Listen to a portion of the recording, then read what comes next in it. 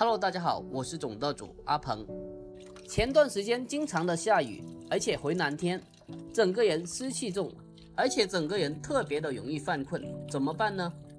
广东人讲究的是不食不吃，今天我们就用这个木棉花做一个非常时令的汤水。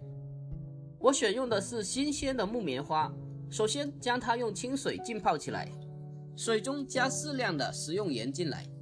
因为淡盐水有杀菌消毒的作用，可以把木棉花里面的虫卵和细菌给它清除干净。在这里我们先给它浸泡20分钟，这个时候已经浸泡了20分钟了，我们把里面的水给它倒出来，然后再重新的加适量的清水进来，给它淘洗一下，去掉里面的盐分还有脏东西。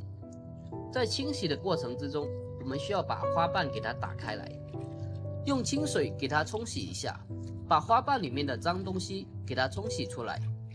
这木棉花作为广州的市花，它不仅好看，而且特别的有营养。它的花瓣整朵可以入药，而且晒干了之后同样是可以的。另外它的花瓣也是可以泡茶的。因为木棉花树比较高大，所以不建议大家爬树采摘。大家可以在清晨一大早的时候，在树的底下采集最新鲜的花瓣，或者在药店里面购买都可以的。将木棉花里里外外的清洗干净之后，给它捞出来。接下来将木棉花进行改刀处理，用刀将其1分为2，对半切开。木棉花的花朵比较大，一般来说将它对半切开就可以了。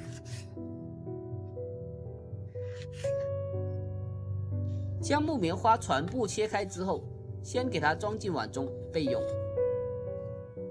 接下来我们准备一些猪骨头，就煲汤来说，一般用到的是鸡骨或者筒骨。用筒骨的话，煲出来的汤油分比较大一点。要是爱清淡一点的，我们可以用鸡骨。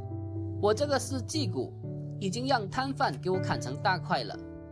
接下来我们可以再搭配少许的瘦肉，将瘦肉同样切成大大的小块。在煲汤的骨头和瘦肉中，不能切得太小，不然煲制的时间太长，那么就全部溶烂了。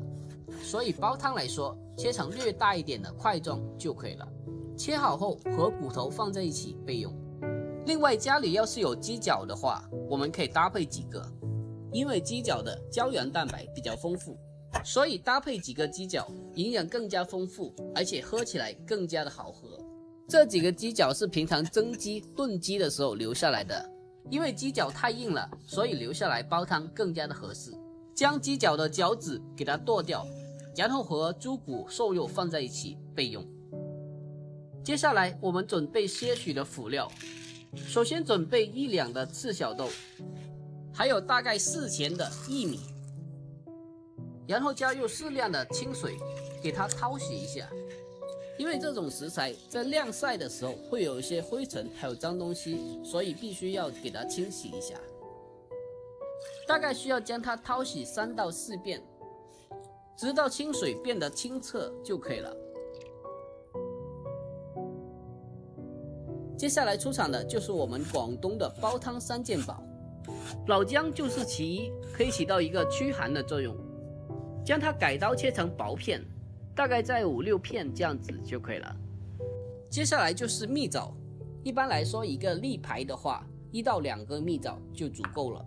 3件宝中的最后一宝就是陈皮，陈皮1小块就足够了。好了，接下来我们开始处理一下肉料。将这个肉料先给它焯水一下，直接的将它凉水放进锅中。在焯水的时候可以来上些许的料酒去腥。肉料为什么要凉水下锅？因为随着温度的升高，可以将肉料里面的血水由里到外的逼出来，这样在后续煲汤或者炖汤的时候，汤色会较为清澈一点。这些血水和血沫都是腥味的来源。水开之后，我们需要把这些浮沫给它打掉。亲爱的朋友们，视频你都看到这里了，如果我的视频对你有帮助的话，就伸出您发财的小手点个赞呗。您的每一个点赞和留言都是我前进的动力。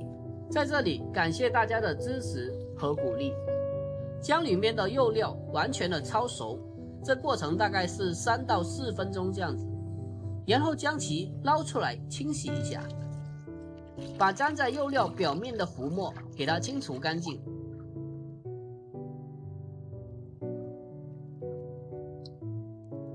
把肉料清洗干净之后，控水备用。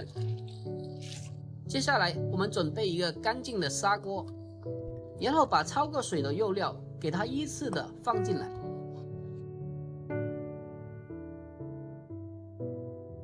紧接着把我们清洗干净的薏米还有赤小豆给它放进来，煲汤3件宝、陈皮、老姜和蜜枣都给它放进来。这个时候加适量的开水进来，尽量的话一次性加足够。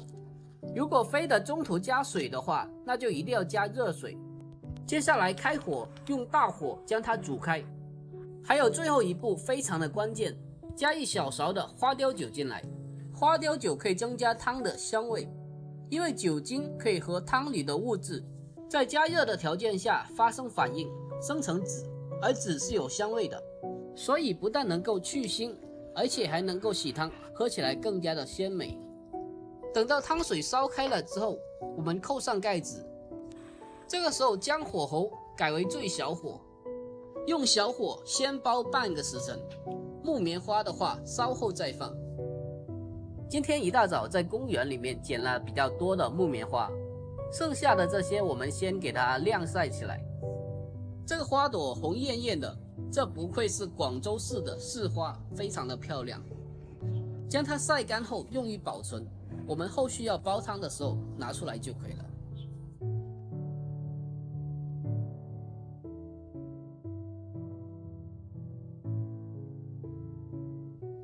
A few moments later， 好了，时间一到，这个时候已经是煲了半个时辰了。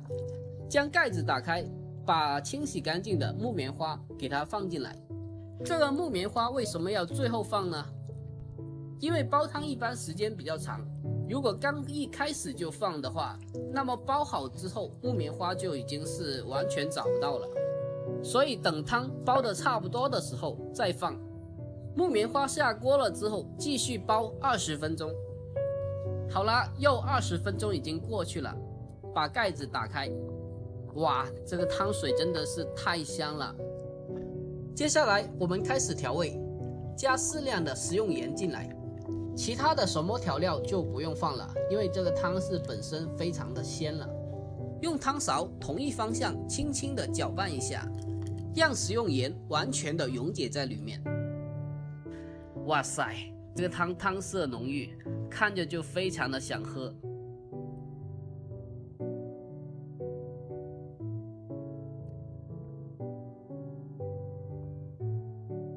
好了，就这样，今天的这个木棉花煲猪骨汤就已经做好了。像这种季节湿气重、眼袋浮肿、容易犯困的话，那不妨试做一下。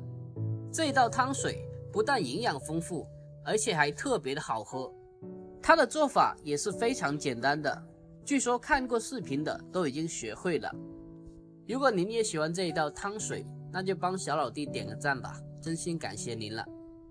好了，今天的视频就分享到这里，喜欢的可以双击评论、收藏、转发，改天一定要给家里人试做一下。好了，今天就这样了，我们下期再见。